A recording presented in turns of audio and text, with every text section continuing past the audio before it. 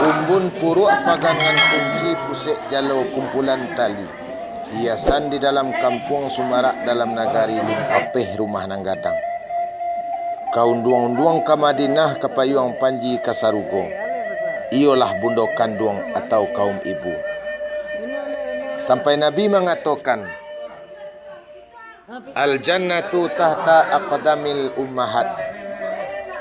Surga di bawah telapak kaki ibu. Bundo kandung adalah sebagai lambang kebanggaan atau kemuliaan yang menjadi pengantara keturunan yang dibesarkan dan dihormati serta diutamakan dan dipelihara di dalam adat Minangkabau.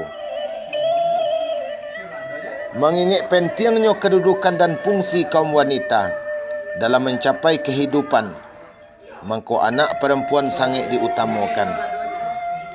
Seandainya dalam satu keluarga tidak mempunyai anak kemenakan perempuan atau keturunan, disabut punah. Tidak lain akan bersambung lingkungan yang bertali darah.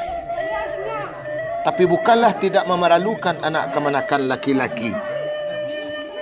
Karena tanpa anak kemenakan laki-laki, mengko disabut jua lurah indak babatu, ijo indak basaga.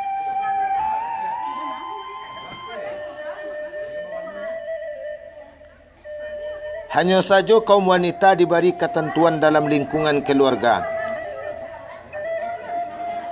Kaum wanita juga disebut tiang atau tonggak. Sampai Rasulullah mengatakan, wanita adalah tiang negara. Apabila baik wanita, maka baiklah negara. Apabila rusak wanita, maka hancurlah negara. Hina dan mulianya suatu kaum tergantung laku kaum perempuan. Tuhuak parang bisa badamai tikam bunuh diberi maaf.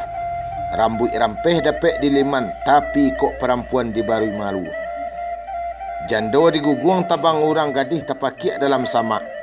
Mangko tatutui segala pintu damai tersinta segala kaum. Jago suku bangun du balang. Disiko cadik kawapala karo. Dan bagak kemampalalahkan. Nan kayo tajun jo pitih, pendeknya malu mesti tabangki. Kama hanyui kama dipintih walau ke dalam lawik basah. Dima hilang dima dicari biar ke sudut-sudut bumi. Tak lalu dandang dia ia digurun ke ditanjakkan. Kau tak mungkin secara lahir dan batin ke dilalukan. Baitu mana maha haragonya kaum wanita, tinggi martabat kaum perempuan. Dan sanak kasadonyo yang ambo hormati.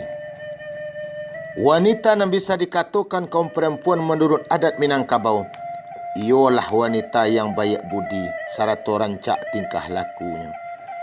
Tapakai taratik dengan sopan, memakai baso jo basi, tahu dia yang dengan gendiang memakai raso jo pareso, menaruh malu dengan sopan, menjauhi sumbang jo salah, mulut baso kat mulut manih baso katuju, kato baik kucindan murah. Baso baik tabu di bibir pandai menjago samogad bagawa samogadang. Hormat kepada ibu bapa, khidmat kepada orang tua. Memakai malu samogadang lebih kepada pihak laki-laki. Takut kepada Allah menurut perintah Rasul. Tahu dikorong dengan kampung, tahu di rumah dengan tanggo. Tahu menyuri menyoladan, takut dibudi kata jua, malu dipaham kata gadai.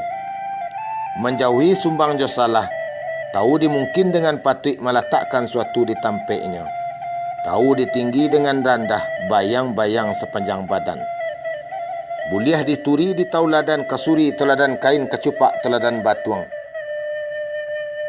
Wanita yang demikian, tapeklah memakai predikat bundo kandung. Maleleh boleh dipalik, manitiak boleh ditampuang, satitiak tolong lawikan, sakapa tolong gunungkan.